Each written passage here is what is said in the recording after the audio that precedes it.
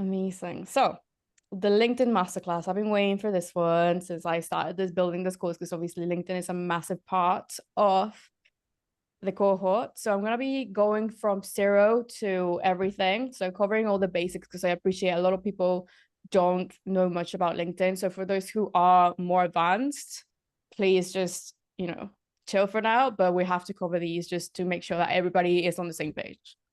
So why LinkedIn? So it's got 530 million active users and growing. 95% of people don't know how to use it. It's a professional networking platform. There are CEOs, founders, marketers, C-suite executives, and coaches. So a lot of people ask me about the connection system. So a first connection, you're directly connected to them. A second connection, it's connected to your connections, but you're not directly connected to them, but you're one connection away to know them. And then a third degree connection, one of your second degree connections is connected to them. So yeah, that's how it works. So whenever you go on your feed and you see first, second, and third, that's what it means. Then basic stuff. So LinkedIn free versus paid. So what does that mean? Do you need to pay for premium to grow? No, but I use it just because it's helpful to see profile views. It helps me to not get banned. In case of anything, it acts as a protector. But I don't really use Sales Navigator. I don't really use the courses. So don't feel like you need to pay for it. And it's not like a sign of a verified sign, because a lot of people think it is. You don't need it. So yeah. Okay.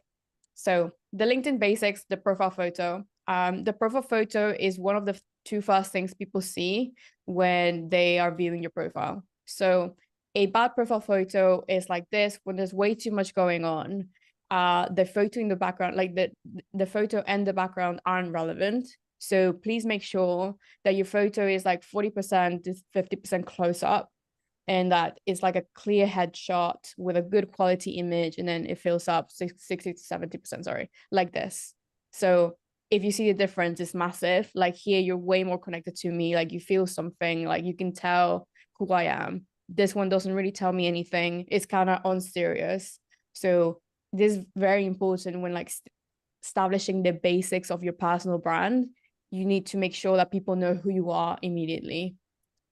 The next thing, headline. People don't know who you are, again. So this is also the first thing that people see on your headline. So when people are scrolling on the feed again, the first thing they see is the profile picture and the headline. So you need to make sure that the headline makes sense to people. It shows in the main feed, it shows in the DMs. So it's it acts as a consistent reminder of who you are. Winning headlines that I like. So you've got mine. So helping personal brands grow on LinkedIn and beyond. Founder of LA Digital. Super simple, straight to the point. You know exactly what I do within reading that. Then Chris's, I post about startups, scale-ups, AI, and my entrepreneurial journey. Built and sold Verb brands, now scaling healthtech.loti.org. So you can literally tell what they do. My favorite one, and we'll make reference to it a lot, Richard Moore's. I help consultants get clients on LinkedIn using sales and content. Follow #RichTips for more content. So it's super clear, super straight to the point. There's no doubt that you are leaving their profile knowing exactly what they do. So the A+ headline formula: what you do, who you do it for, and how you do it. Rich is the best example of this. So I help consultants get clients on LinkedIn using sales and content. So what you do, I help consultants get clients. Who you do it for, consultants. How do you do it? Using sales and content. So this should always, always, always be clear on your headline if you're trying to get some sort of conversion, or just making it clear of what your purpose is on LinkedIn. So a live example and audit. So we have two different types of people that have different goals. So we have Chris Donnelly, who is more about growth, authority, and Ken, who is more about authority, but lead generation and conversion. So Chris, growth and authority. If you see here, his headline is quite broad. So I post about startups, scale ups, AI, and my entrepreneurial journey. So he's not telling anyone how he's going to fix a problem. He's just saying what he's talking about, and hopefully it appeals to someone. And he does, because a lot of people on LinkedIn are appealed to startups, scale ups, AI, and entrepreneurial journeys, right? And then the name recording messages. Oh yeah. Sorry, just write a message. And then built and sold Bob, that adds to his social proof. So a lot of people come to me and ask me why he's grown so quickly. And one of the main reasons is he's got a lot of social proof behind him. When someone looks him up, he's built and sold brands. If you Google him, you have the social proof that he's done what he's saying. So he's got that behind him, which then adds to his whole personality and personal brand. So he's got that, and all the following proof, etc. Then we've got Ken, who is more about lead gen and authority. And he follows the formula perfectly, accelerating solopreneurs and agency founders with sales and systems, which, if we go back to the formula, is what do you do, who you do it for, and how you do it. He covers that perfectly within like the first sentence. So that's the headline, super important for you. I think for me, and Matt said it yesterday, as soon as you change your headline and you target specific keywords, a lot of opportunities can start coming your way. I remember when I changed my headline and put LinkedIn on it, and I put consultant and speaker, guess what happened? I got more consulting gigs, more speaking gigs. So super important for people to know this. If you haven't done it, please play around with your headline and see what could work best for you and your new like goals, if you have some. Now the about section, I know a few of you asked on the questions about section. So the first things I need you to know is not a CV. And also you need to tell your story. You don't need to overthink it, and you need to add personality. There is no perfect way to address the about section. It's all about who you are, what you're trying to do, and your goal. I'm going to give you a few frameworks, but in essence, and I've worked with hundreds of clients, there's no right or wrong way to do an about section. Some people choose stories, other people choose to state facts, other people want to use it as a CV, but it's what works for them. Can everybody make sure that you're muted, please? Thank you. So about section frameworks, so sales oriented. So if you're trying thanks, Luke. So questions about section. Okay, so you can start with a question, then you agitate, then you offer a solution, then you do social proof, and then a call to action and a call to engage. A good example of this would be something like this, where you start with a story. Unlocking your potential starts from within. I live by these words. And then you start with a story and then highlight your social proof, like what you're doing, and then you continue on. And you can see this flows beautifully, almost like a story, but it's still demonstrating expertise. So that's one of my favorite ways. The second one, so that was sales. Sorry, that's the story. This is sales. So this is story and this is sales. So sales oriented is asking a question that, triggers your audience onto thinking their main problem. So then you're having a question that has the pain point, then you twist the knife, so you agitate it, then you give the solution in bullet points, and then you offer some social proof. So here, Jason did it brilliantly, where struggling to attract the right clients question. So a lot of people that probably are hopping onto his profile, they're struggling to get new clients. Then you have a brand strategy issue. So he's then having like this short sentence where he claims that he knows the answer, like question, problem, solution. This is what I call like the knife and twist. And then he then agitates again on like the problem, and then he offers the solutions. He talks about his agency and then how they fix it, and then he has a call to action. I think this is a brilliant structure that everybody could follow if they want to have something similar. You don't need to copy it word by word. It's more about understanding the flow of how you create an about section that evokes an emotion for your ideal client, that works, because this works. Then with the story, again, this is just a beautiful flow. It works best. And then there's like a call to action at the end, but it's like softer, like get in touch and send me a direct message. He doesn't have anything to sell, but he has a lot of expertise that he wants to demonstrate for future consulting gigs, speaking gigs, podcasts, etc., which works. So again, there's no right or wrong way. It's just your way and whatever suits you. But these two are my favorite. Then recommendations. So great for social proof. First things a potential client may look for, and then super easy to collect and request. So when you look, the social proof and testimonials are at the end of your profile. So if you scroll down, if you don't know where they are, there are the skills and recommendations at the very, very, very, very bottom. You can give them out and you can get them. So you can request them to your old clients on their profiles and then get them. Having them works super well when you're first trying to get your new clients. If you don't have clients yet, or if you're trying to get newer clients, when someone's stalking you, they will quite likely go to your referrals and recommendations to see what proof you have. If you don't have any referrals yet, you can ask someone that you've done work for free for to leave you a referral, maybe a friend that you've collaborated with, or maybe an old work colleague. But always try to have at least two in there so your profile looks full. And with the scales as well, you can get endorsements for like preferred scales. I have a lot of marketing and social media ones that I got over time. So just choose them. These aren't as important as recommendations. So I would always put emphasis on trying to get as many of these as you can. So every single time you coach a client, you deliver a service, please ask them if they can leave you a quick recommendation. It won't take them more than 5 minutes. So a quick run through of everything else that I think you guys should know on LinkedIn. There's creator mode for those that don't have it activated. Creator mode allows you to gain followers instead of just accepting connection requests consistently. So you gain followers and you don't have to accept anyone. So that's a main thing that changed a lot for me, and I became more like a creator rather than just a consumer on LinkedIn.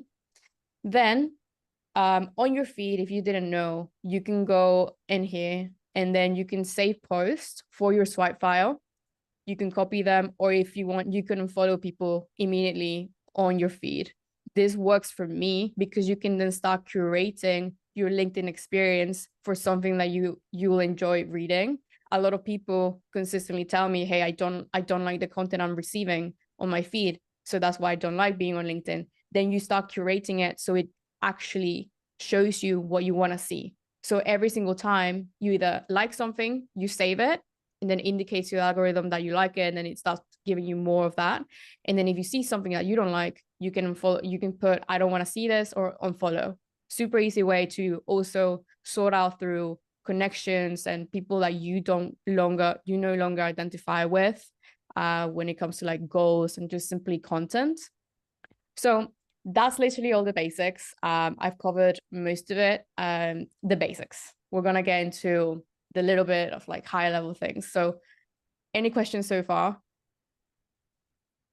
We're gonna cover the banner in a minute. One question. Yes. Oh, I'm doing it wrong. Sorry. Yeah. What was the question? Well, so just about the swipe file. I know we talked about this a little bit yesterday. Can you just define what a swipe file is? I think I know what it means. You're just saving things for later? Yeah. A swipe file can be on anything. So we have this Notion swipe file that I've given you guys. Have you seen it, John? That's a swipe file. A swipe file can be something from your notes app, so putting links on it. A swipe file can be screenshots.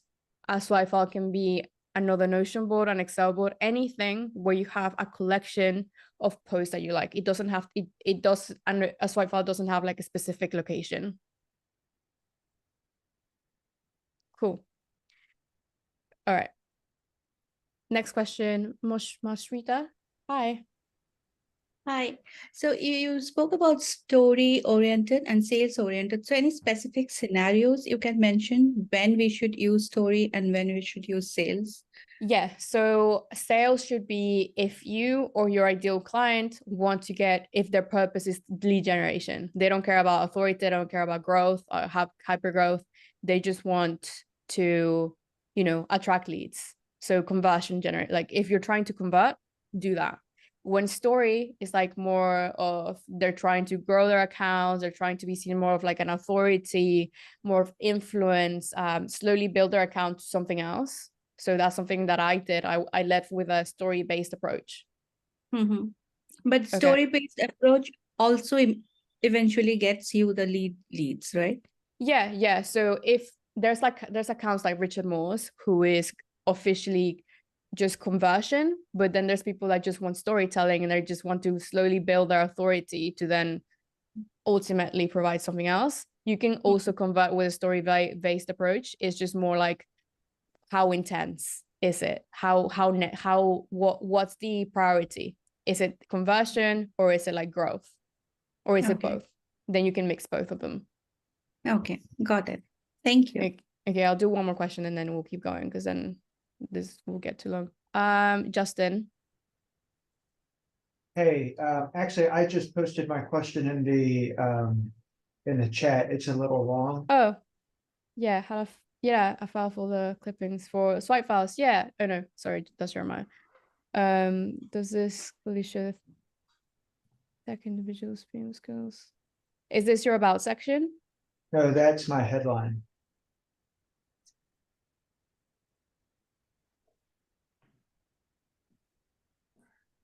Okay, I'll get to this at the end. Okay. Otherwise, yeah, sorry. Okay, so now that's literally all the basics. We've got the about section, the headline, the profile photo. I wanted to make this a priority for you guys to understand because you need to see that the profile photo and the headline are the first things people see. And as much as we don't like to agree with it, people are vain. There's some extent to vanity when it comes to our profiles and our personal brands. So that's like your first chance to a first impression. You need to make it count. So focus on mastering those two first, and then everything else, like the about section, the recommendation skills, everything else. Now influence and authority. So as you know, I'm a big fan of Robert Cialdini. I've recommended his book in this session, in the next one, no, in the past one, in the playbook. You'll see me reference it a lot. This book changed my life. He's literally compiled his decades of studies in 6 principles of influence. So this book will literally teach you more than 4 years of a marketing degree. And it's taught me more about how to create an outlasting personal brand that has all this impact and can generate leads and can generate revenue for myself and clients. These simple principles will, if you carry them in every single thing you do, from your LinkedIn profile to your content to how you network, then you will win the game of LinkedIn. So what are those principles? So reciprocity, consistency, social proof, likability, authority, and scarcity. So I'm going to break them down quickly. I 100% recommend every single one of you to read that book. It'll definitely change your lives and you'll understand more about psychology and how to present yourselves as the personal brand that you want to present. So reciprocity. When someone does something for us, we feel the need to repay them. So how does that act in content? So when you're giving a comment out and then they come back, that's a reciprocity principle. Hence why I always tell you guys to engage, because then people will start coming back. And then one of them might refer you to a client, or one of them might refer you to a podcast, or one of them might refer you to a keynote speech. Is that it's essentially how you start the cycle going, and then it becomes bigger and bigger and bigger. Then consistency, strong need for people to be consistent with their words and actions. So when you're consistently showing up in the feed, people are starting to recognize you, and people respect people that are consistent, because if you can be consistent for yourself, then you can obviously be consistent for them as well, and you can help them. Next thing, social proof. People often look at behaviors of others to make their ultimate choice. So again, in the test, like in the reference part of your LinkedIn profile, when people are stalking you, they are looking for that social proof from someone else, because then they will be more likely to be convinced. In this book, or like I think on a podcast, Robert Cialdini talked about how people, when they're buying from Amazon, they don't go to anything else. They go directly to the reviews. So people want social proof. Just checking the chat. Cool. So yeah, that's a really good example that stuck in my head. Likability. People will buy from those who they like, or those who they are like. So again, an example from this book is when you go to a car dealership, the salesmen are incredibly likable, and it's for a reason. It's not because they like you, it's because they're trying to convince you to buy something from them. You're about to make a massive investment. So when you're convinced that you like someone, you're more likely to buy. Same with when it comes to people that you like online. If you sort of relate to them to some extent, then you're more likely to follow them religiously, because there's some sort of connection, because you're alike to them. So psychologically, you're primed to like them more because you have similar traits. This is why I use a lot of transformational stories as part of like my content strategy, because I know that as soon as I can pinpoint those areas of similarity with someone, then I'm in it, because they get me, and the likelihood of them liking me is higher. Scarcity. Can you speak more about that? Can you just describe that a little bit more? What do you mean you use transformational stories so that people start to follow you? What do you mean by that? Yeah, so I spoke about it last week on the build a character that can win. So basically a transformational story is how I use them. 6 months ago I was fat, today I'm skinny. 6 months ago I was unemployed, today I have a business. When I was 16 I used to be bullied, today I run my own business. I am the most confident that I've ever been. That's a transformational story. That's a lot of pain points that people have. A lot of people have been fat, then skinny. A lot of people have been sad, then happy. So you're connecting with them in very similar things. You may not exactly have a similar story at all. Maybe you're in completely different sides of the coin, but there's one element, and that's emotion, that you need to focus on. What emotions can you evoke in your readers that provoke a similar reaction that then they can like you, and they can sort of relate to you. If you look at influencers today, every single influencer is an influencer because a lot of people relate to them. So this is how it works. And then it works as well in business, everywhere. Cool. Amazing. So understanding these core principles will not only help you grow on LinkedIn and increase your business opportunities, but also put you in rooms you never thought you'd be in. That's exactly what happened to me. All I did was understand those very basic principles and then do the work. Okay, right. That was heavy. It's been a lot. So a hypnokitty break. Are we understanding it? Are we good? Good. Yep. Amazing. Cool. Slay. Fantastic. We will say. Great. Next. So the only LinkedIn strategy you will ever need, there's a lot of overcomplication when it comes to LinkedIn strategy. Should I do this? Should I do that? Should I do that? Blah, blah, blah. This one. Print it out, screenshot it, do whatever you need. This is the only strategy you need to grow, regardless of your size. I still do the same thing every single time, and it works. So have your content pillars straight, have a content calendar, do your networking, refine your goals, and have an ideal client profile. If you have those 5 things identified, then there's no way you won't work. And if you do it consistently. So content pillars for myself: copywriting, entrepreneurship, and leadership. That's like my basic content pillars. I may have more, but those are my 3 main ones that I'll always put focus on, because they either bring me more authority, bring me more leads, or I just simply enjoy writing. And like that's what eventually keeps me going on LinkedIn.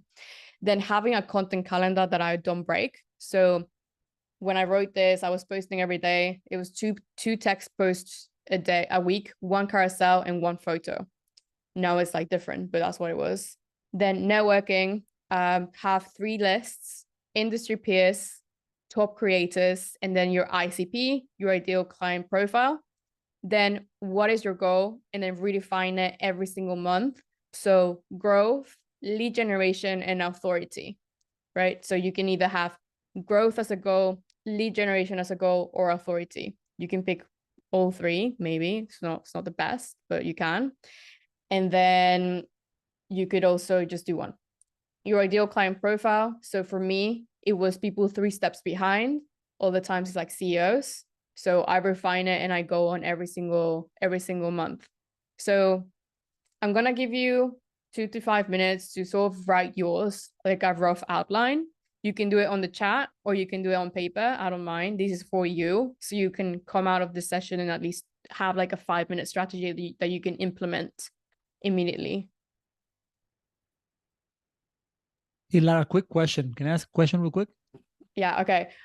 Yes. So the one place where I'm having a hard time, and on the good side, I'd say it's on the content pillars, because I feel like I'm a bit all over the place. Instead of having 3, I have like 10. And I feel that that's because like I don't really understand what a content pillar would be. Like, what is the definition of that content pillar? What's the definition of content pillar? That's a good answer. So a question. So for me, my content pillars start with the main content pillars, the very basic ones: educate, inspire, and entertain, right? And then my copywriting one is an educate. My entertain one is probably my stories, because they're quite entertaining. It's a story. It's like a movie, entertaining. Inspiring, my lifestyle, my transformations, the changes that I've done. So if you just think about it, like what about all the things that you talk about matches each one perfectly, and then you can start building from that. They're not going to be perfect at the start. When I started, my content pillars were just marketing and university, but then the more I started finding my own voice, the more like refined they became. Gotcha. That's a great explanation. So almost like a category for what you're going to be talking about that you must talk about in order to have that brand that you're going for.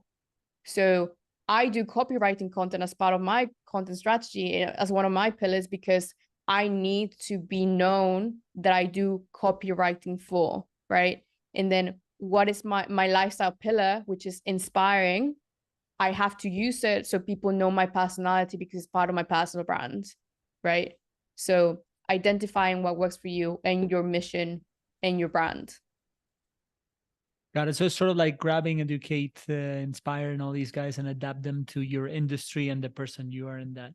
Yeah, there's like they start, and I put them on the other one, on the other part, presentation. It starts with educate, inspire, entertain, and then it's like some other empower, promote. So awesome. Just think about it like that. Just sit down and be like, okay, this one fits this one fits this one, and then you might have 2 for each. Then just focus on the one that's most important to you. Thank you. That's amazing. Right, we're gonna leave questions by the end, otherwise we're gonna get sidetracked. Amazing. For now, I'll just steal our strategy. Yeah, still mine. Honestly, still anything I say, I don't mind. So yeah, my pillars: copywriting, entrepreneurship, lifestyle. Super simple, easy to follow. It was super easy for me to start my journey. Amazing. Okay. So networking. I've been getting a lot of questions on networking, and this is exactly how I did it and how Matt explained it yesterday and how I still do it. So industry peers, list of 15 people, top creators, list of 15 people, ICP, list of 15 people. I had my list on a Notion template, I think it was, where I had top creators, ICPs, and industry peers.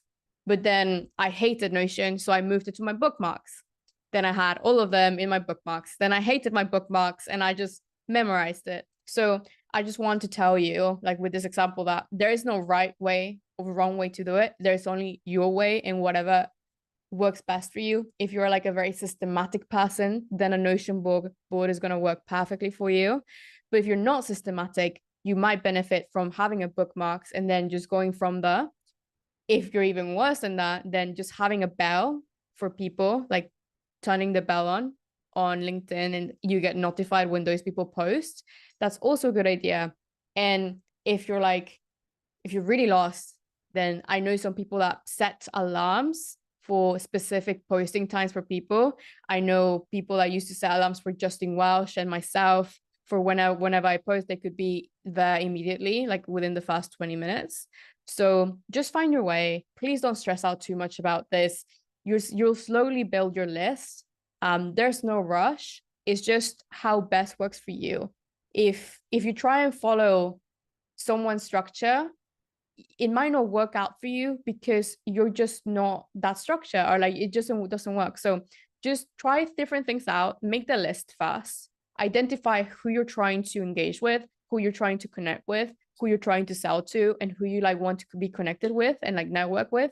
And then you'll slowly see, okay, this works for me, this doesn't work for me. Okay. Try and do this for 15 to 30 minutes a day.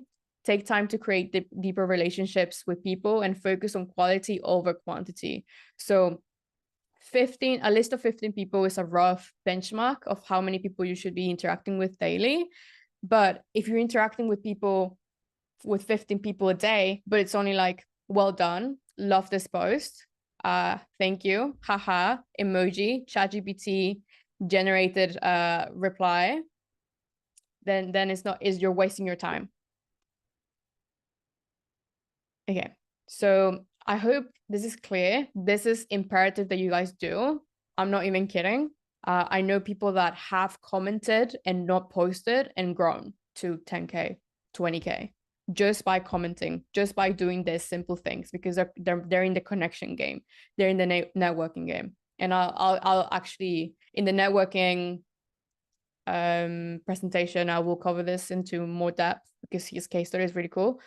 But yeah, so please do the engagement, do the work, have the connections.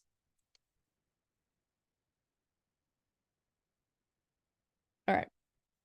What is ICP? Ideal customer profile, your ideal client. Okay, so the LinkedIn game. There's 4 pillars to the LinkedIn game: outstanding content, incredible engagement, top creators in your corner, and undeniable proof. This is a 4-pillar pyramid that I made based on what I saw that works for myself, clients, and all the people that have grown exponentially over the last year. So outstanding content has to be valuable and actionable and structured and clear. That's the very minimum, like the bare minimum. That's why it's at the bottom. Outstanding content, when you're trying to create outstanding content, ask yourself, does this educate, inspire, or entertain, right? Focus 90% of your efforts on the hook. So your hook is the first thing people see. You have 3 to 5 seconds to make the reader stop. So you need to spend the large majority of your post on the hook. I'm not kidding. That's like what works best. I've identified this with TikTok, Instagram. Every single time you're scrolling, you either judge the comment, like the post that you're seeing, and you're like, this is gonna be good, scroll, or no. Like, think about it, how you consume it. When you are on your LinkedIn scroll, how do you consume? Are you just reading every single post that you read, like that is presented to you? Or are you scrolling past the ones that just don't sound good enough for you? So rewire your head into understanding that the way you consume content is the way people are consuming it from you. This is a massive mindset shift that I made that made my content 10 times better, because I realized that I wasn't creating the content that I would consume. So the hook has to be great. That's like a non-negotiable. Now, delivery on the hook's promise. So if I say, here's 10 tips to skyrocket your LinkedIn profile. And then I start talking about something else, or I just don't really deliver on the content, what are you gonna do? Like, how does that make you feel? You're disappointed, right? You're either like angry or like just like, what was that? So avoiding that sentiment from your ideal audience is important, because they'll come back, they'll either come back or not come back at all. So you always have to deliver on the hook's promise. You always have to give the offer. So it's like almost like a sales pitch where you're like delivering on the product. Follow a clear structure. So you'll see this on my posts, on like Yasmin's posts, on Luke's posts. We have bullet points, we have single lines, we have a variation of lines. We use like a variety of frameworks, but on essence, a clear structure means that it's easy to read. It's not complicated. It doesn't have fancy keywords. It doesn't have long paragraphs. It's simple. And then have one key point. That's the rule of one. One person, one problem, one solution. Never try to address more than one thing in a post. Otherwise, it'll get too confusing. Cut out the fluff. So again, no legal jargon, no long sentences, no paragraphs. I know there's like a few storytellers here, and this might be a problem because it used to be for me. I will just try to over explain the scenario. So I would use a lot of language to explain something that could be simple. So instead of like saying, my mom carried me, I would say my mom carried. Like I wouldn't need to add extra unnecessary context that just could be assumed, right? And then end always with a call to action. Always, always, always. Like there needs to be something for the reader to take away from. You could do this with like by doing 3 things. So power lines, so using a hook like we did on Saturday where I was roasting some content. So the last 2 power lines that make people think about you. A call to action. So what do you want the reader to do? Check out my website, check out my podcast, check out the comments to see more about my offer, or a call to engage. So PS, what's your favorite color? PS, it was really gloomy outside in London and the Wi-Fi didn't work. So there's like a million ways you can end with a call to action. So just choose what works for you. So good examples of outstanding content, Ruben's, Yasmin's, Charles Miller. I decided to put 3 of them because this one's a carousel, this one's a text image, and this one is an educational text post. So these are outstanding posts because obviously by the engagement numbers, you can see that people like them. This worked because it's educational. It's inspirational as well because, you know, kind of like, you know, you look at this post and like it gives you some sort of feeling like this is elite, like this is gonna be elite quality. So that's like the inspirational pillar done as well. This inspirational because it's a story. So most of you know me as a copywriter, but I've actually had 31 jobs in my life. This is what I mean also by a transformation post, how you are able to relate to a greater audience through visual storytelling and text storytelling. And then educational post. So teaching something in the most basic way will always reap the highest benefits for you. Because if you look at it from the consumer's point, you're saving them time and they value their time. So if you're able to do that for someone, then they'll thank you and they'll keep coming back. So, oh yeah, that's the person that explains things incredibly easy. So I'm going to keep on following them. So if you're able to make something simple for someone, save them time or money, then you're in. Now, incredible engagement. Create content that is shareable, create content that starts a conversation, encourage people to leave valuable thoughts, and start creating a community of fans, not people. Right now, this community is a great example. A lot of you are commenting on each other. So you're actually creating a little community of fans for yourselves because you're a fan of each other because you started together. That's the feeling that every post should start creating. So how do you expand from this cohort's community? How do you create that same emotion of, hey, I'm rooting for you. Hey, I really liked your post. Hey, we started on like the same week and I'm here with you. We're in it together. So how do you create content that also makes your audience feel the same way? That is the key. And you can create it through stories, through educational content, through consistently saying where you started or where you are in life or what the goal is, because then people will start jumping ship with like on your ship.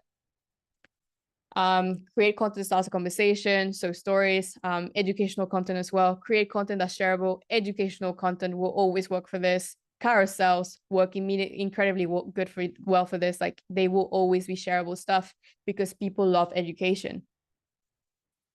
For example, how I turned my profile into a landing page. This got 128 reposts. Why? Because I made something simple. It was like 8 slides. It was a simple post and it just helps people out. And then people like it. They keep coming back for more. Same here. 14,000 reposts. So shareable, agreeable, you can start seeing the trends here. There's nothing specific to these posts that makes each of them special. It's just the overall, how does this give something to your audience? Is this educational? Is this inspirational? Are you providing some sort of value? Is this community building? Are you inspiring others to take action? All of these do. Like immediately after reading this, you know how to make your profile into a landing page. Immediately after reading Justin's post, you like feel something. The best productivity hack is accepting that you can't do everything. You're like, yeah, I agree. Repost. So simple things like that work. Complicated things like this work. It's just a simple traits of knowing how can you make your content as relatable as possible or as useful. Next, pillar number 3, top creators in your corner. So connect with top creators, create authority engagement, leverage your expertise and help them, and then they'll reciprocate if they see value in you. Okay. This has been my biggest hack when it came to growth, when it came to personal branding, when it came to being able to enter places I didn't even know existed, being able to get seats at tables I could never have access to. So this is how it all starts. It starts with making those connections. So here's how authority engagement works live.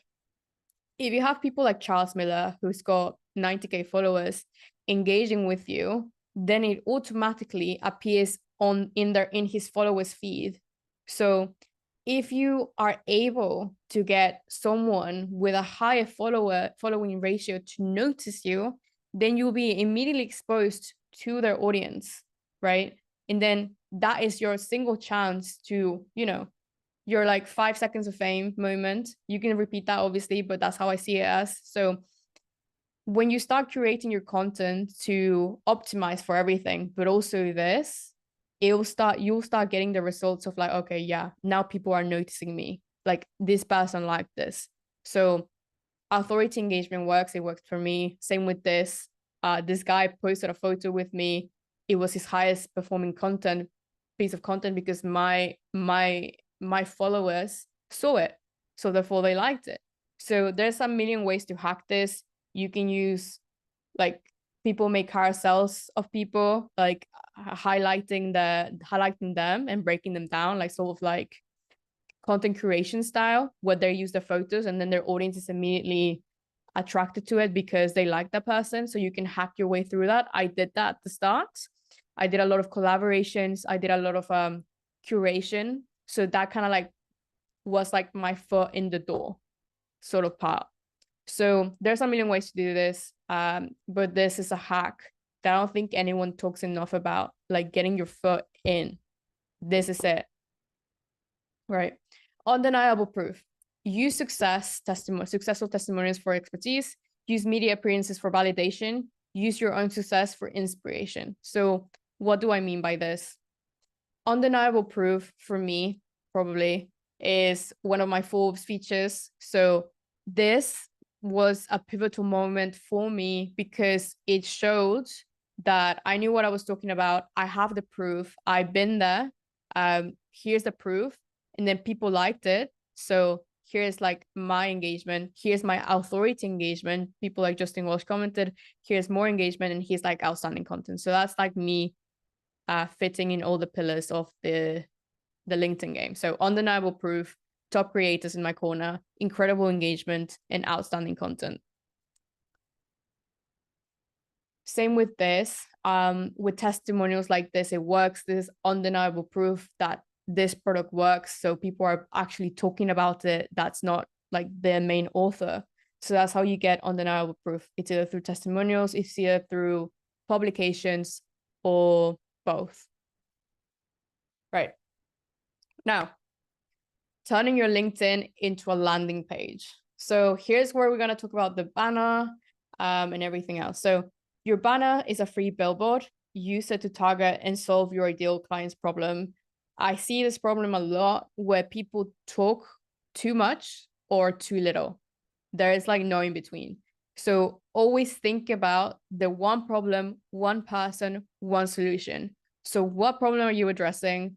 Where's the solution, and how can they contact you? So it's either the solution will always be like, book a call with me, book a 15-minute call with me, book a power hour with me, sign up to my newsletter, go here for more information. So always one simple call to action. If you put too many, you're going to overwhelm your audience. They're not going to take any action. So just one thing, right? Then what is the one thing that you're going to talk about? Like, what is the one problem that you're solving, and for who? Same as your headline, just, you know, a stronger punchline. Like, it's like almost your advertisement to the people that are visiting your profile. Like, what are you selling? So see it as a billboard. If your brand was to go on a billboard, what would it say, right? And always, always, always use your photo. This is to become more personable, to remind people that you're a brand. It just adds to that likability, like we talked about in the influence chapter of this presentation. Likability, right? You're talking to a person, not just a marketer, not just someone that's trying to sell you something. It's not just another ad on the board, on the wall. It's you talking about what you love doing and how you can help them solve their problem. Now, feature section. This is my favorite because this is where a lot of money can be made in your LinkedIn journey. So adding 3 visible offers drastically increased my reach 100%. And maybe a few of you have tried this already and it's shown that it works. So have 3 offers always, if you can. I don't have them anymore, but if you can, have 3, a free option, a middle ticket offer, and a high ticket offer. So for me, it was my LinkedIn playbook, book a power hour, and then apply to work with us. Here's how you create the landing page feel to your LinkedIn profile, because you're immediately telling people where to go, right? So you've got your sales, like here's where to buy from us, here's some free resources, and here's like a middle ticket product that you can buy while you make your decision if you want to buy the high ticket product. You can also put testimonials here. This is a really good point. You can put testimonials here. I've seen a lot of people do it. I don't do it because I leave them for like the end and that just doesn't go with my aesthetic, but I would 100% recommend testimonials there. You can put some videos in there, a link to your testimonial IO if you have one. Yeah, whatever you think is necessary for you to shine, do it. So if you have an offer, use it, whatever the main goal is, right? Content. So we talked about content earlier. So again, just to like rehash it, more profile visits equals more money, right? So if you're consistently writing content, then you're going to have more profile visits that you can then use to convert to ideal clients. So it's important to consistently put out outstanding content. Use your content to convert clients. My favorite types of content that convert: how-to guides, step-by-steps, social proof, before and afters, and testimonials. I always get asked what content to put out to convert clients. This is what works. This is what worked for me before. Every single time I use a carousel, I get a lead, I get a conversion. When I put social proof, worked like a charm. So focus on these if you want to generate more leads. Then step 4, soft selling. If you hate sales like me, this is going to be amazing for you. I was able to have passive income of like 10K just through this LinkedIn playbook that I used to sell. I never once advertised it. I never once talked about it on a post. I never once talked about it on a podcast. So how did I sell it? In the comments. This is the art of the soft sell. I only had it in my feature section here, and I would link it in my comments. This was passive income. I made it once, took me about 2 hours to make. And then from there, I was able to passively accumulate money just through that. And then that playbook, it was my first like round of what this cohort is, right? So it helped as well as a first iteration of what my product at the end would become. So for those that are looking to create their first product, this is the best way you could do it.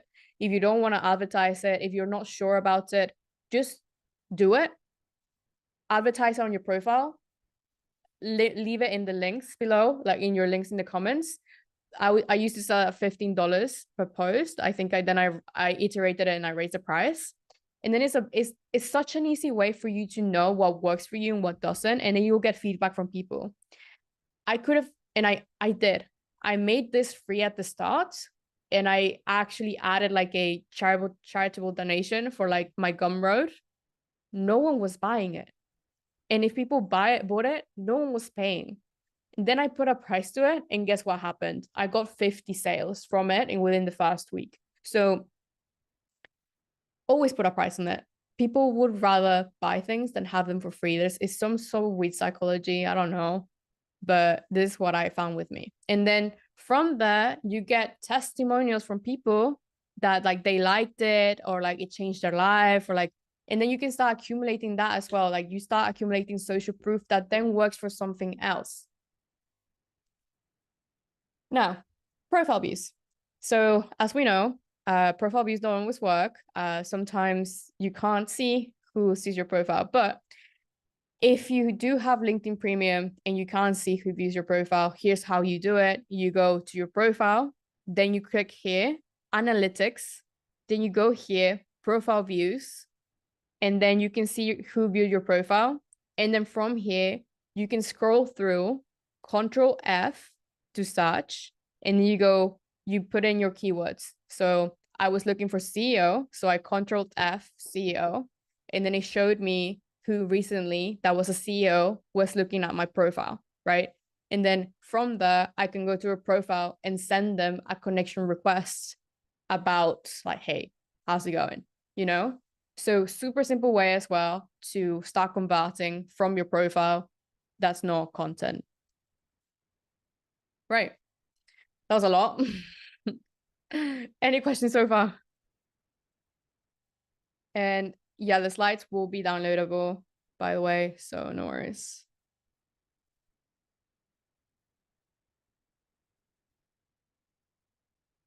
Whether you do Control F. So when you're on your profile views on LinkedIn, you do Control F and then keyword.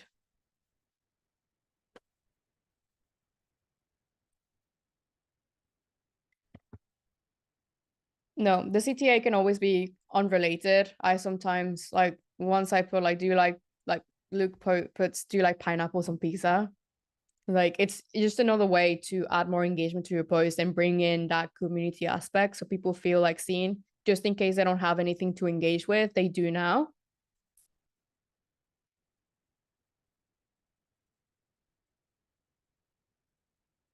Amazing. Okay, networking fundamentals. Everybody's telling you how to win the LinkedIn game, including me. That's why you're here. But 99% of experts leave behind the power of networking. And here's where my expertise comes in. So engagement strategy, what's engagement? Why is it important? How do I do it? So I already told you how to do it, but just in case it wasn't clear enough, what is engagement? Engagement is when you're commenting, when you're liking, when you're DMing and when you're like consistently interacting with that person. That's what engagement is. So every time you hear engagement, it's either commenting, liking, supporting, you know, having some sort of connection with that person, like actively, like a conversation. Why is it important? It just helps you grow. It helps you leverage what you have. It helps you create more connections. It's like a networking event. Again, LinkedIn is a B2B platform first. So networking is at its core. So hence why networking just creates so many opportunities on LinkedIn, because it's a networking platform. People are there naturally to network. How do you do it? Already told you. If you forgot, simple networking tip: schedule, time block 30 minutes of your day on a calendar, and then have your list of people you want to network with. So industry peers, creators, and ICPs. You don't have to do all three. Maybe you just want to focus on ICPs and creators, then do that. That's fine. Just make sure that you're at least focusing 30 minutes of your time a day on that. Literally, please, please, please, if you do one thing from this call, please, please, please do engagement. Is the main thing that will scale your growth. Even if it's slow, I promise you, the connections you make at the start will pay off at the end. If you want to grow, you have to engage, get your name seen by multiple people rather than just one. Lara Costasso, literally. Because when you post, that's one chance of someone seeing your content, right?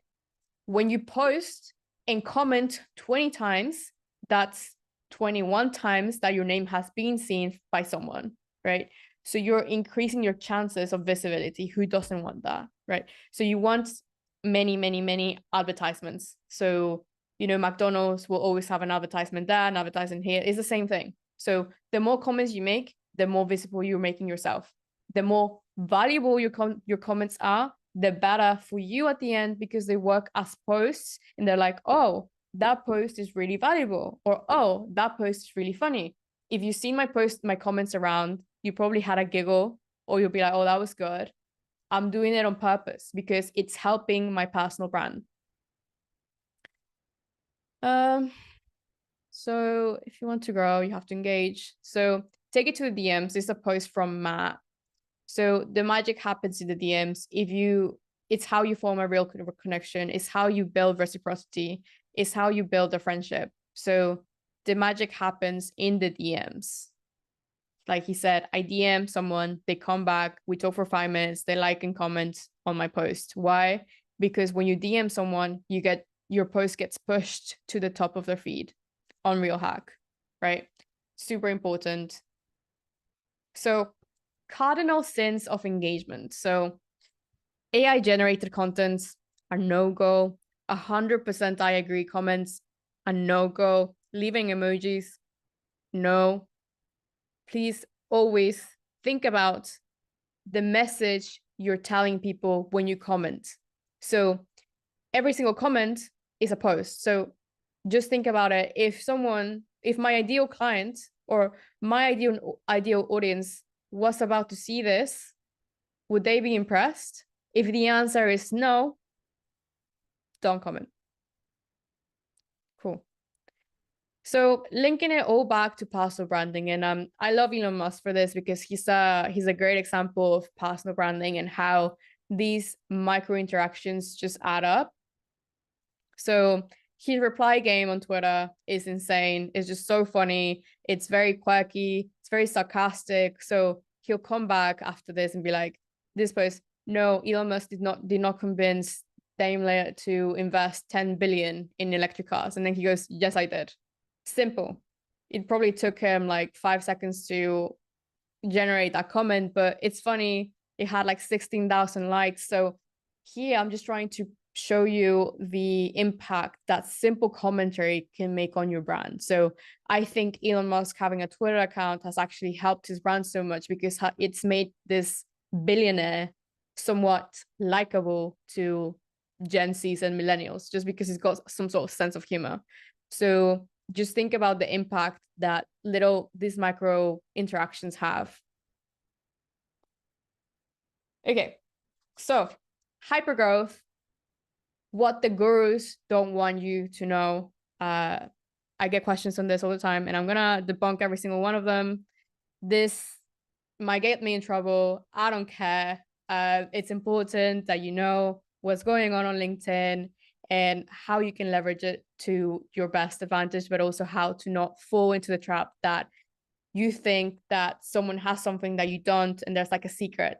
Now, I'm going to tell you all the secrets, okay? Hypergrowth and virality explained. So how do people have this amazing growth? There's two ways, organic and inorganic. I'm going to explain inorganic first. Pods and distribution. There's a lot of people that are in engagement pods, probably people that you follow right now, probably some of your top influencers, people in the favicon list are in pods. What is a pod? A pod is where a bunch of people are in a group, like maybe a Telegram chat, WhatsApp group.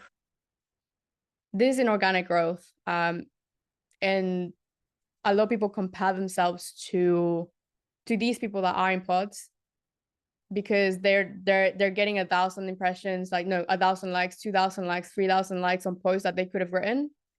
The thing is, this is paid engagement. It's not real. When they stop paying for it, the engagement is gone.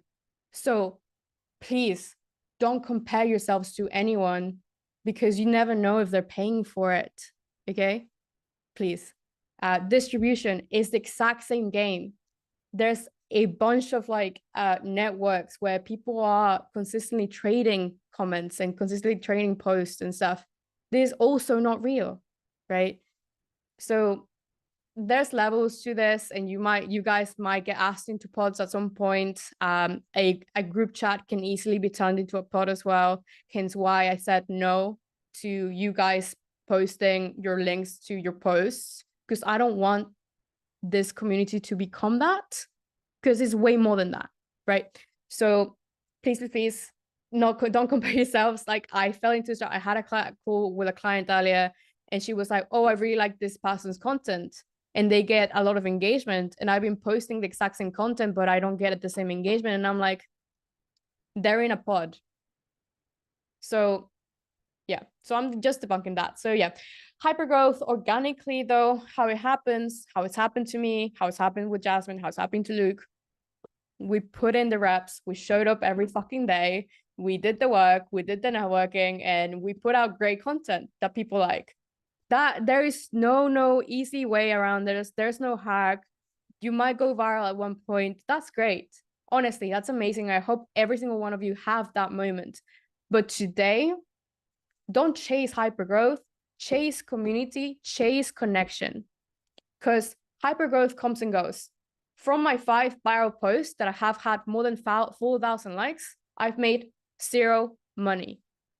From the posts that have generated 1,000 likes, 900 likes, 600 likes, even 300 likes, I made money, I made connections, I built a community, I built fans, and I just started building my legacy from those little posts. So don't get lost in this consistent race to the top, because it's way more than that. And the brands that you're building here are more than that. They're legacies. There's something that's going to help you in the future to get the clients that you want, the opportunities that you need, and stuff like that. Likes don't matter when you're trying to do something more than be an online personality. You're going for impact. You're going to help someone. So fuck the pods. I don't know. I'm so mad. And then, yeah, the real hack is just consistency, like the gym, like eating healthy. Just show up every single day, and I'm here to support you every single step. But don't join a pod, because I'm going to be really upset. All right, answering all your questions. I hope you guys enjoyed that. It was intense. So hands up if you have a question. Thank you.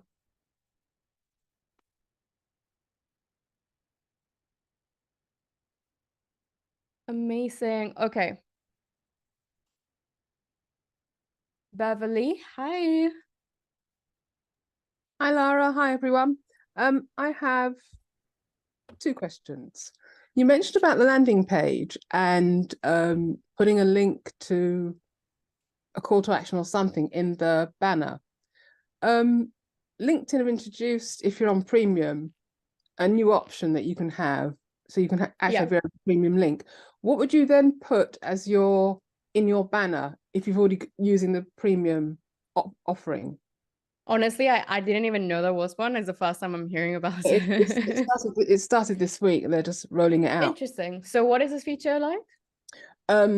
You can put a link, you can put a link to your website, but it has like a designated thing, so therefore whenever your banner follows you, this follows you as well. So mine's now saying, you know, book an appointment, but I think you can choose to link to your website. You have all sorts of options, but it's become part of your profile now. So if you've got that, wherever you show up, that shows up. So I was wondering if you've got that, then what would you do in your real estate on the banner? So I would literally link the same place. So booking a one-to-one, I would make it easy for them to find. Right. So that's a great opportunity for them to, call to action, link, immediate action, immediate conversion. Make it easy for people to follow the steps. Okay. Right. Yeah. Okay. And you at the beginning of this, you were talking about 5 steps. And you missed off authority and scarcity. And I wanted to understand a bit more about building authority. And you mentioned about scarcity, but then we went on to something else. Okay, so authority, how to build authority, how to build a scarcity on LinkedIn. Authority is the way you consistently becoming a thought leader. So those posts that either are personal to you. So how I grew my account from 0 to 100, that's authority, because that's how I did it. It's step by step. That's how you build authority. Another way you build authority is by showing yourself doing something that you're saying you're doing. So last week I spoke at a conference and here's what we did. So that's authority. Another authority way is having a very specific thought that belongs to you, that it's just, we all have those thoughts that are unique to us. So sharing that and then giving valuable insights into your thought process. So let's say there's platitudes like work hard, not smart, but you can make it yours because you obviously have some sort of, thought regarding this that's just specific to you. Like mine today, I was talking about hustle culture, but I made it mine. So that's authority because it's setting myself apart from not just a platitude, but actually I'm giving context as to why this benefits me and potentially you. So could it be also a transformation that you've gone through or your clients have gone through? Yes, okay. Authority is also transformations. That's why I love transformations, because they work in a lot of ways. They work for connection, they work for likability, they work for authority. Cool. Brilliant. Okay, thank you. Amazing. Okay. Alana.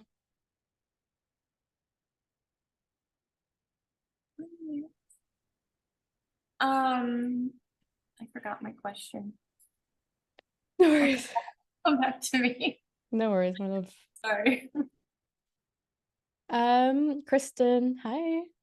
Hey girl. Okay, so my question is, I really want to be known for like really strong personality packed copy. Like I'll do my Flip's hair.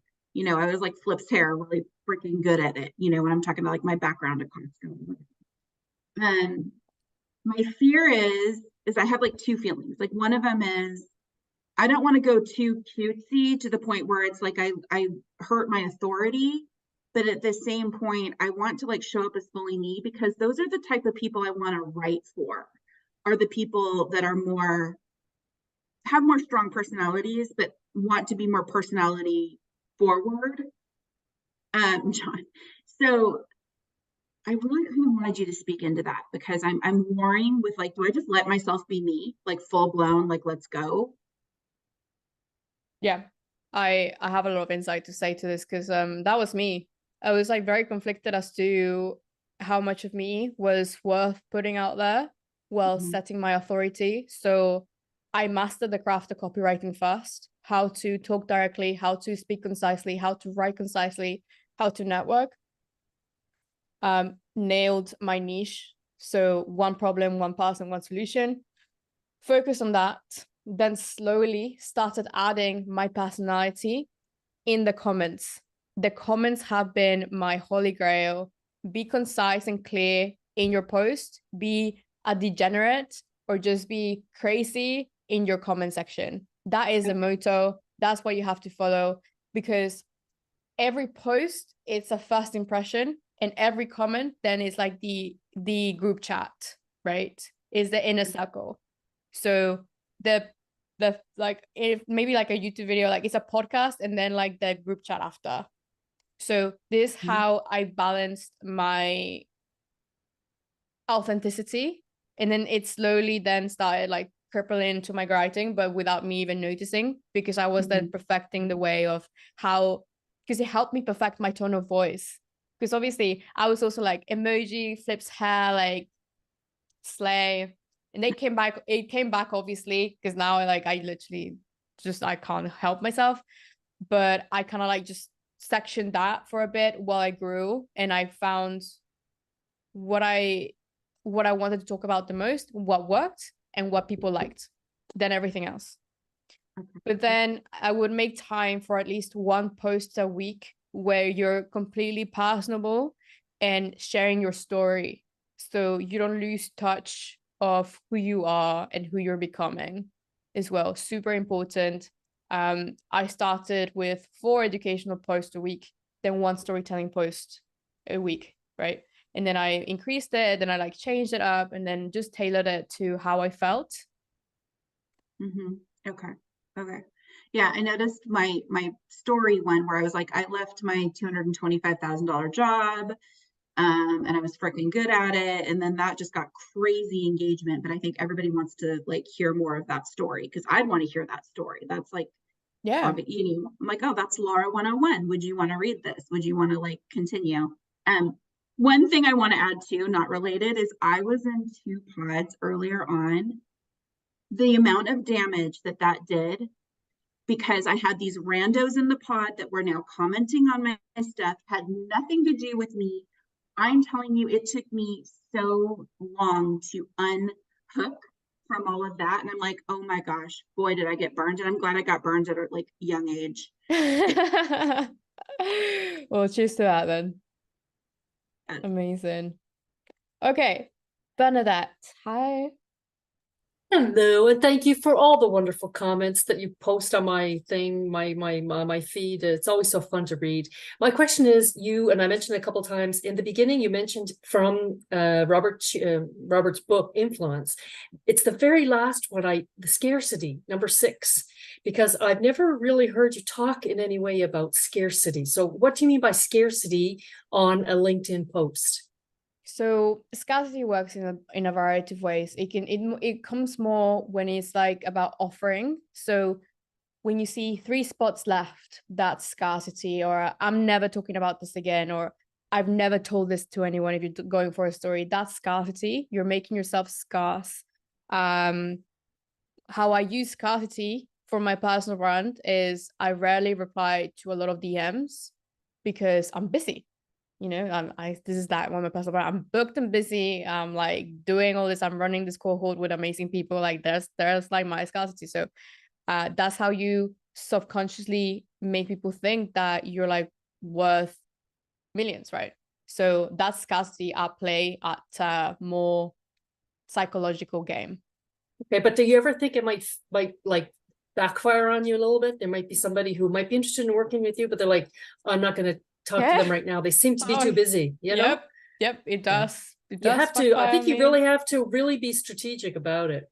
Yeah. So it does, but hopefully the right people do reach me, and it does backfire, I would say, but it works because then people that I want to work with are people that would go through different hooks to reach me. So it actually works in my favor. Or like maybe I'm leaving money on the table, but I'd rather have people that are highly interested in me and are willing to put in the work rather than me doing it for them.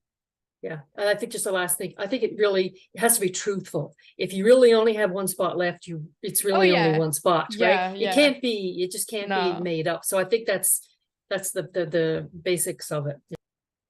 Amazing. Yeah, and like scarcity works in different ways. Maybe I'll cover it more in content in moving forward. So I'll make a note of that. Thank you so much for that. Alana.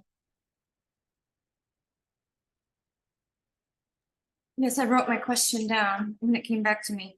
When you mentioned the DMs and that they come top of feed, do they have to be connected or following you? So if you're, okay. Yeah, to send a DM, you have to be connected to them. You can send them an email, but I don't know if that works the same. So you do have to be connected. Yeah. Amazing. Sorry, we have something on my phone.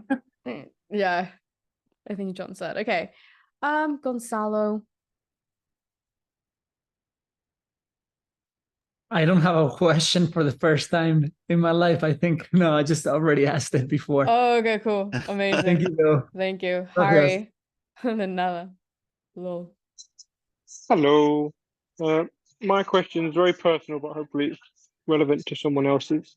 Essentially, I feel like my kind of headline right now is not calling someone out, because historically I talk to someone who leads people in a gaming studio, which isn't a CEO necessarily, could be head of studio, the producers. But I'm just thinking maybe it's too vague right now. I did post it in the Zoom chat above just to see if I can give you an idea. But at the moment, I call my custom avatar gaming leader. And I wonder if that's too vague, because obviously a CEO would be relevant. So would anyone hiring. Does that make sense? All right, I'll find out. I'll get back to it in a minute. Will I find it? Okay. Okay. Who's next? Yuri, hi. Hey. That was out of all the sessions here and all been dope. I think this is my favorite. So much value. You're my favorite. I know. That's one thing. The way to get Lara's attention is just invite her to Predigan concert. No, jokes. Yes. A quick question about the tagline, the headline, and the banner. So when we write a headline, you said here that a lot of people try to say too much and there's no good middle. What's the good combo to write something in banner? What's the good stuff to write in the banner? Because you already covered the stuff and the tagline, the headline. What other stuff would go for the banner that it's not overloaded? So I would go, and I'm very emotionally driven. So it's more so mine is unleashing. Are you ready to unleash your LinkedIn or something like that? It's not a call to action directly. It's not I help CEOs do this. It's the emotion, the end result of what you're doing. So I would lead with that, the result or the action you want people to take, or the emotion you want them to feel. So are you feeling overwhelmed with X, Y, and Z? Let's book a call.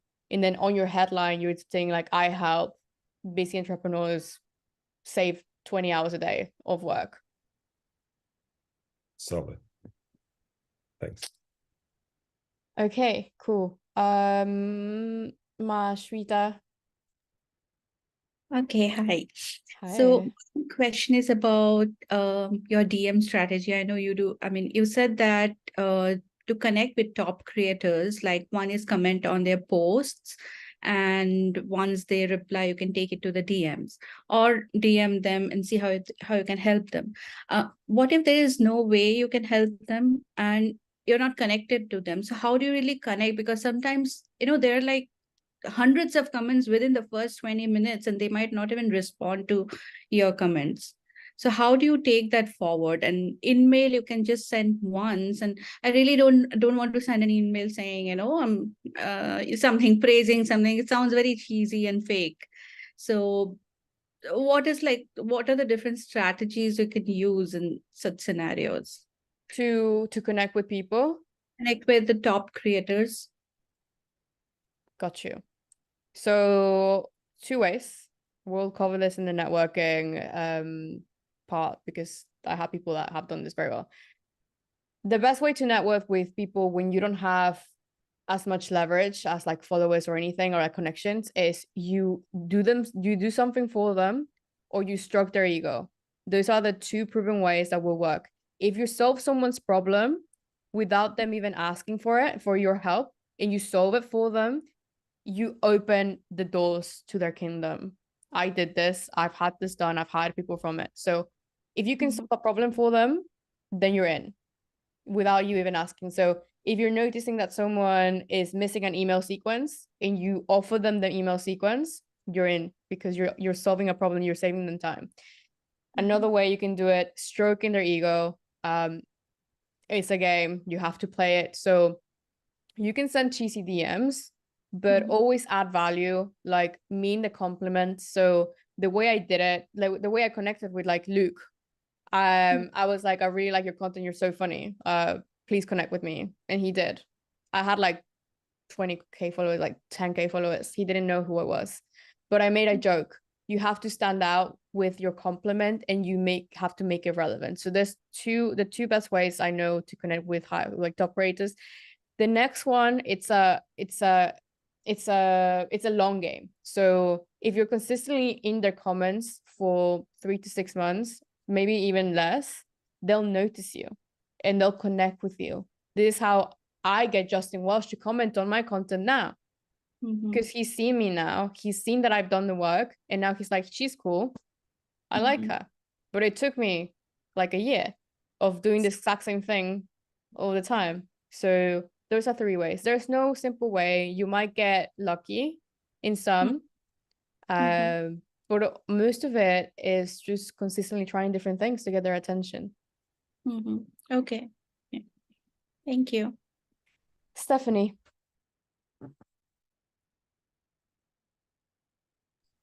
Hello. Hello. Hi. One question, one comment. Question is, okay, so next to your name on your profile, there's a hack. So, and I'm wondering if you encourage the hack or not. So next to your name, instead of seeing first, you can go in and edit that, and you can have more real estate on there. So you put whatever you want, strategic coach or whatever you are. Oh, right. But yeah. Have you seen that? Yeah, it works. What are your for like, thoughts about that?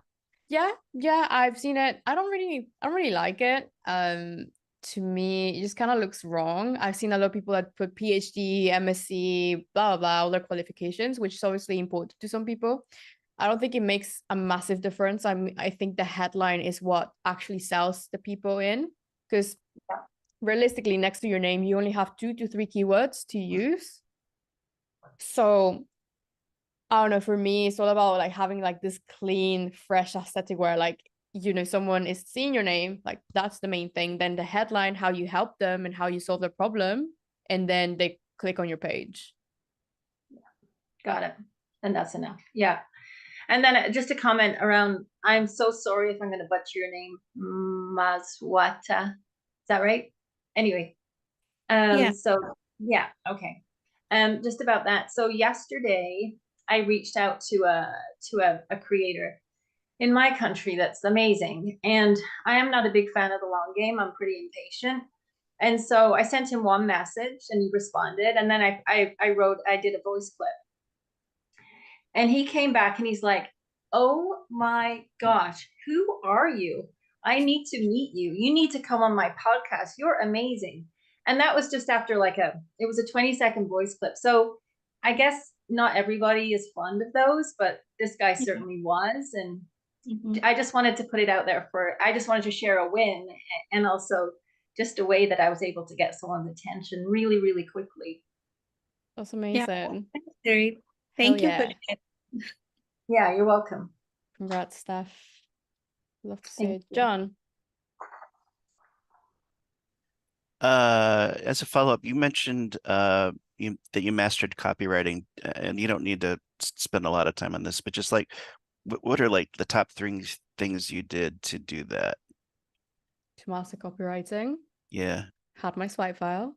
My swipe file is my religion, and I follow it accordingly. So the swipe file has changed my life. Consistently putting out copy. So for the last 16 months, I've not missed a week of posting. I've at least posted 3 times.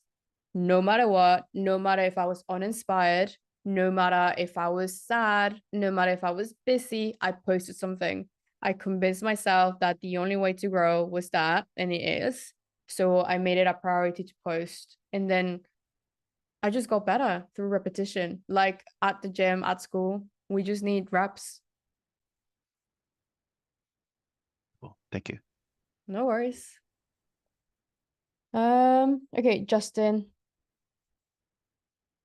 Hey, Hey. sorry. I'm going to back to those headlines that I had mentioned. Yeah, I have them But here. I'm gonna re-put it in here. I've got it's make it a little bit simpler. Those three options, if you could tell me why each one is not good and what you would change, that'd be great. What somebody told me recently that I should just focus on selling my low ticket stuff in the featured like the playbook and then wait for or use the DMs to do the high ticket stuff like corporate training and CEO advisory. And then instead of just trying to put those in there, that my content should come and put those in my comments. Okay, amazing. I think Luke's got some comments on this. Yo. Hey. I'm still here. Hi, everyone. Can you re-summarize that? Sorry, I zoned out for a second. It's here in the comments. So the headline, there's 3 options for headlines. 3 options for headlines. And this is Justin, yeah? Yeah. Teach project. I think the 3rd option probably would be my favorite.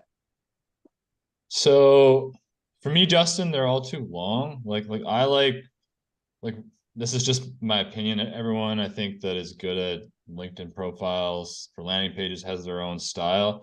I prefer like 1 sentence right to the point. I know what you're doing. So like option 3, I would agree, Lara, is the best one, but it's still too long for me. Like you're trying to say you're doing too much to me. Like I need to know like what is the one thing that you provide that you do the best? Even if you're offering more, like I would just focus on that one thing that you do that stands out. It's like you've got I teach project management skills to next gen and change driven leaders. Like I would just stop there. Like I would stop there. I would get rid of the and.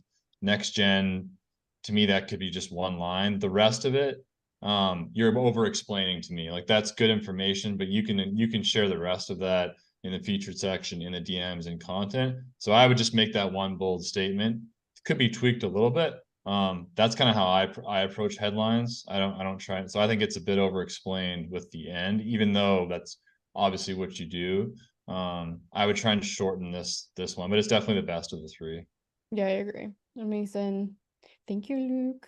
Harry. Thanks a lot. Harry, I just seen your headline. Yeah, I'm a bit unclear on what you do. So we need a little bit more specificity there. And like is what you do, how you do it, and who you do it for. So I connect gaming leaders with start talent and peers through connectors and podcasts. I still kind of don't know I think I'm what trying you to mean. do 2 things at once. Essentially, I also host panel podcasts with these gaming leaders. So I'm thinking, oh, I could try to put both in, but I'm potentially now thinking I just stick with the core offer, which is I connect gaming leaders with star talent with contractors. Maybe work on the wording there, then leave the podcast for just, as a featured thing potentially. Perry, I'm gonna jump in again since Please. I'm on a streak here with stuff. I think just like with Justin was over explaining the one thing that he does well. I think what you just kind of said, you're trying to do 2 things in one. Common thread throughout, like turning your profile into that optimized landing page. The hardest part for everybody is picking that one offer that is the offer that the most people care about that are landing on your LinkedIn page. Like what are people talking about in the DMs when you talk to them? When you share content, like which of your offers gets the most traction? For me, I try and make that my funnel. And it's the same thing in the headline. Like you said, you're trying to do 2 things in one. It's really tough to do that on a profile. I pick one and make it one thing. So, even again, I connect gaming leaders through contractors and podcasts. Like for me, that I don't really understand that. I would understand the podcast thing. Through contractors to me is like, well, what does that mean? Like, what do you mean you contract gaming leaders with Start? It's too much. Like even just I connect gaming leaders with elite podcasts to me would be much simpler. If I'm not invested in your profile, I'm like, all right, I know right away like the main thing that you do. Now you could add something saucy into that so there's some personality. Like with mine, I add a little bit of flair to it. But I like just boom, simple, bold, and then a little bit of personality. but you might need a little bit more personalized help with that. That's what I would say. No, that's fair. I mean, the podcast is basically a lead magnet to sell contractors to studio leaders. It gets them on the phone. It's just to offer some good value and to learn. So the lead magnet is more popular. However, the main thing we're getting to eventually is basically doing recruitment services, finding them the contractor. So I'm thinking to stick to the contractor solution. Yeah, you could do that. Either way, I think either option, whatever you decide, would be fine as long as it's one of them. I would argue more on the lead magnet side because, again, you're really just wanting people to get into your funnel to talk to you in the DM. So like if the lead magnet and if they see your headline, right, you're like, oh, that's interesting, or I want that, and they DM you, well, then you can convert them to your actual offer, right? But if you're making it like, again, top of funnel, bottom of funnel, right? So even with the headline for me, I just want people talking to me. So whatever one gets more people talking to me, paying attention to me, I would go with that. That's just me though. I think either way, whatever way you pick would be better than trying to do both. I like that. No, thank you very much. Amazing. Mahum. Question is regarding the DM strategy. So I get the content creator part, but what do you do if you want to, like, send a DM to your ICP? So, for example, I work with CEOs, and a lot of time I see they're not even really active on LinkedIn, and they're not creating content that you could engage with. So what's the strategy to sort of get connected with them?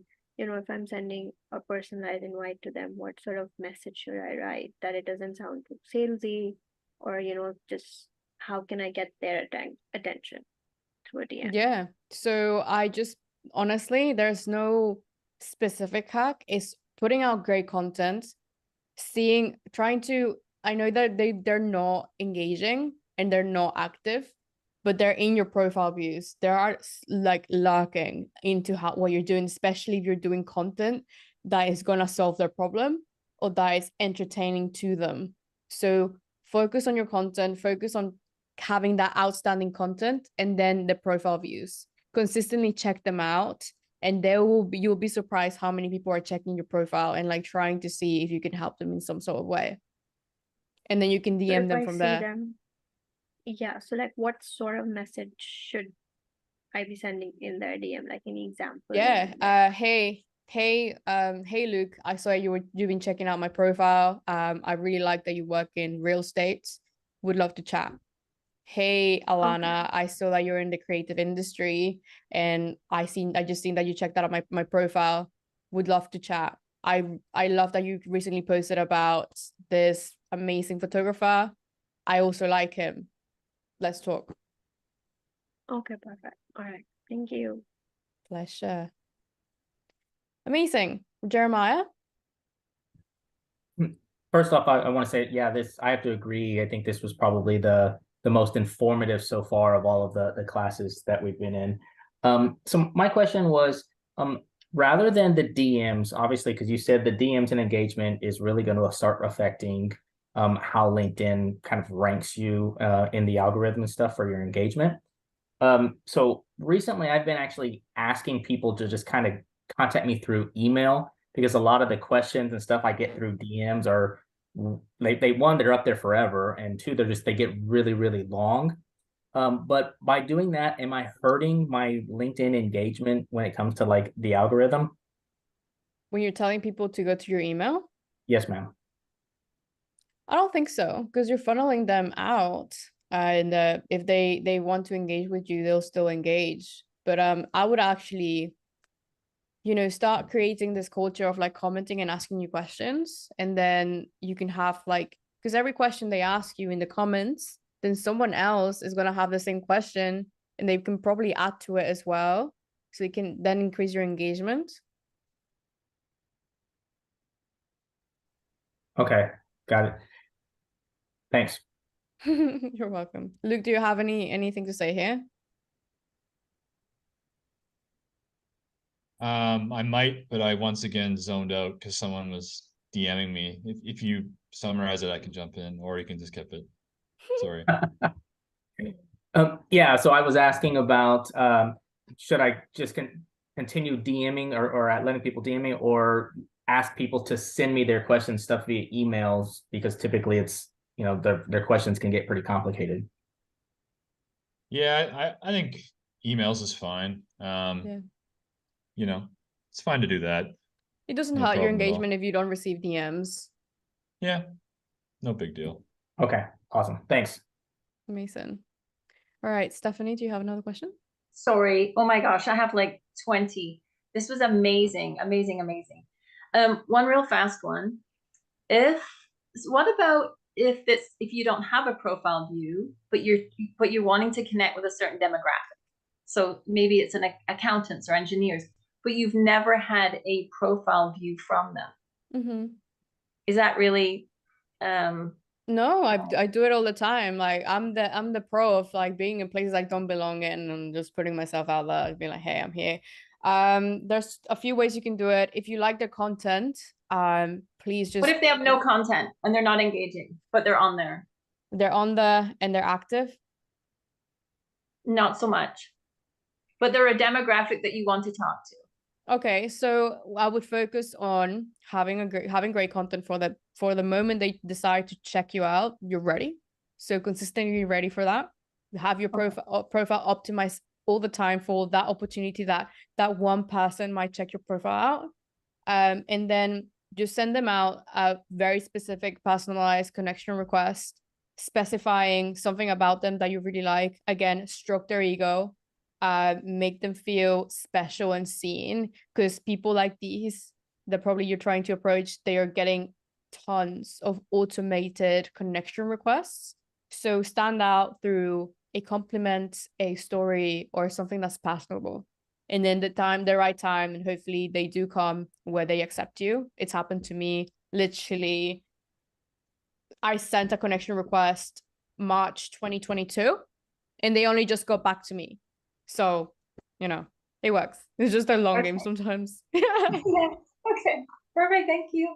No worries. Alana. This is more of a comment about the voice messages. And I didn't know that I didn't like them until I received them. And what I don't like about them is I can't refer, if I want to respond, I now have to sit and listen to the voice message, which takes me twice as long than just reading a note. So it's not easy. And then I have to go back and keep going back and forth. So if you're talking about efficiency and wanting somebody to be able to thoughtfully reply, if you're going to use them, I would say keep them very long or not have it be something that they need to reply to. That's just my 2 cents on voice message. I hate voice messages. Please never send me a voice message. I will block you. I will block you. Thank you. All right, guys. That was a packed session. I am very thirsty, but I hope you guys enjoyed it. Thank you so much. If you have any more questions, please leave them in the heartbeat. But it was great to hang out, and so excited to see you guys on Saturday. Amazing. Thank you, Anna. Bye, guys. Bye-bye.